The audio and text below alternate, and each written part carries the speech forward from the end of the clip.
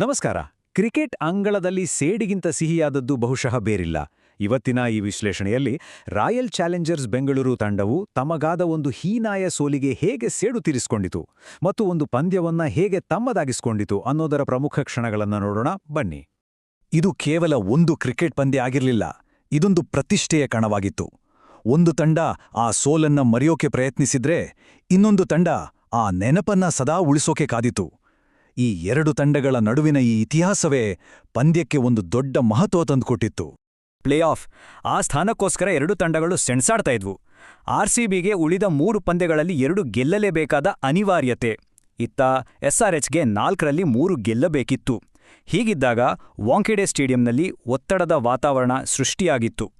ಸರಿ, ಹಾಗಾದ್ರೆ ಕಥೆ ಶುರುವಾಗಿದ್ದೇಗೆ ಅಂತ ನೋಡೋಣ.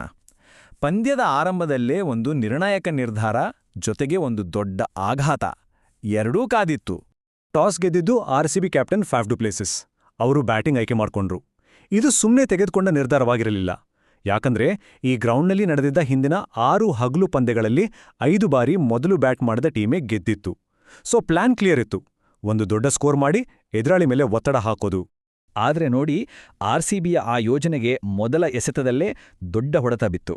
Virat Kohli golden duck. ಅವರ ವಿಕೆಟ್ ಬಿದ್ದ ತಕ್ಷಣ ಇಡೀ ಸ್ಟೇಡಿಯಂ ಒಂದು ಕ್ಷಣ ಸ್ತಬ್ಧವಾಗಿತ್ತು. ಹಾಗಾದ್ರೆ ಈ ಆರಂಭಿಕ ಆಘಾತದಿಂದ ಆರ್ಸಿಬಿ ಹೇಗೆ ಮೇಲೆ ಬಂತು, ಅವರ ಇನ್ನಿಂಗ್ಸ್ನ ದಿಕ್ಕನ್ನು ಬದಲಿಸಿದ್ದು ಯಾವುದು ನೋಡೋಣ ಬನ್ನಿ. ಮೊದಲನೇ ಬಾಲ್ನಲ್ಲಿ ವಿಕೆಟ್ ಬಿದ್ದ ಮೇಲೆ ಆರ್ಸಿಬಿ ಒಂದು ಕ್ಲಾಸಿಕ್ ತಂತ್ರವನ್ನು ಬಳಸಿತು. ಮೊದಲು ಒತ್ತಡವನ್ನು ನಿಭಾಯಿಸೋದು, ಆಮೇಲೆ ವೇಗ ಹೆಚ್ಚಿಸೋದು. ಪವರ್ ಪ್ಲೇನಲ್ಲಿ ಚೇತರಿಸಿಕೊಂಡು ಮಿಡ್ಲೋವರ್ಗಳಲ್ಲಿ ಪಾರ್ಟ್ನರ್ಶಿಪ್ ಕಟ್ಟಿ ಕೊನೆಯಲ್ಲಿ ಫಿನಿಷರ್ಗೆ ಅಬ್ಬರಿಸಲು ವೇದಿಕೆ ಸಿದ್ಧಪಡಿಸಿದ್ರು. ನಾಯಕ ಫಾಫ್ ಡು ಪ್ಲೆಸಿಸ್ ಒಂದು ಕಡೆ ಆಧಾರ ಸ್ತಂಭವಾಗಿ ನಿಂಟ್ರೆ, ಇನ್ನೊಂದು ಕಡೆ ರಜತ್ ಪಾಟಿದಾರ್ ಮತ್ತು ಗ್ಲೆನ್ ಮ್ಯಾಕ್ಸ್ವೆಲ್ ಜೊತೆಗೂಡಿ ಇನ್ನಿಂಗ್ಸ್ ಕಟ್ಟಿದ್ರು. ಇದು ಕೊನೆಯ ಓವರ್ಗಳಲ್ಲಿ ಸ್ಫೋಟಕ ಆಟಕ್ಕೆ ಭದ್ರ ಬುನಾದಿಯನ್ನ ಹಾಕ್ಕೊಡ್ತು. ಆದ್ರೆ ಅಸಲಿ ಆಟ ಶುರುವಾಗಿದ್ದೇ ಆಗ.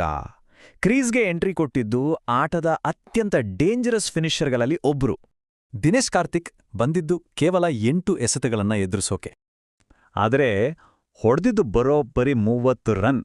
ಅದು ಅಜೇಯವಾಗಿ. ಅಂದ್ರೆ ಸ್ಟ್ರೈಕ್ ರೇಟ್ 375. ನಂಬೋಕ್ಕಾಗಲ್ಲ ಅಲ್ವಾ?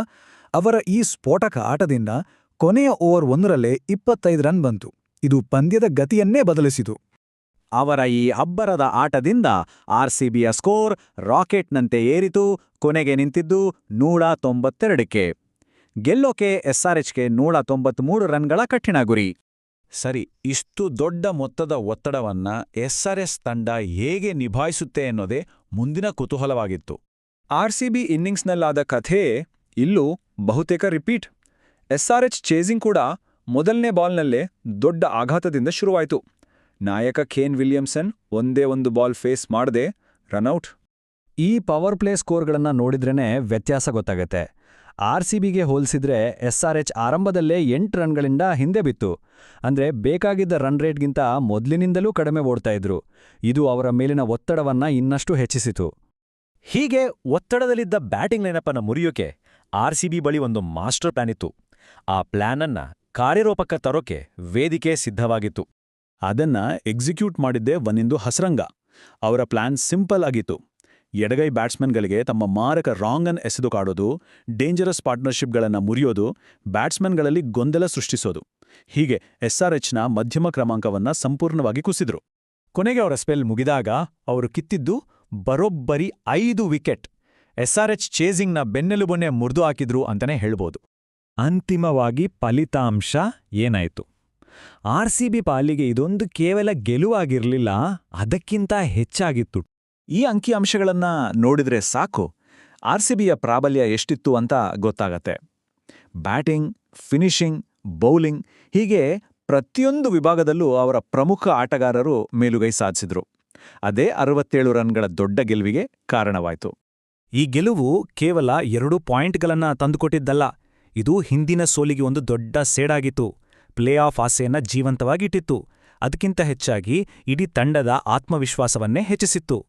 ಹಾಗಾದ್ರೆ 67 ರನ್ಗಳ ಭರ್ಜರಿ ಜಯ, ಒಬ್ಬ ಬೌಲರ್ 5 ವಿಕೆಟ್ ಕಿತ್ತಿದ್ದು, ಈ ಒಂದು ಗೆಲುವು ಆರ್ಸಿಬಿ ತಂಡವನ್ನ ಕೇವಲ ಸ್ಪರ್ಧಿಯನ್ನೋ ಹಂತದಿಂದ ಚಾಂಪಿಯನ್ ಪಟ್ಟಕ್ಕೇರಿಸೋ ಶಕ್ತಿ ಹೊಂದಿದೆಯಾ?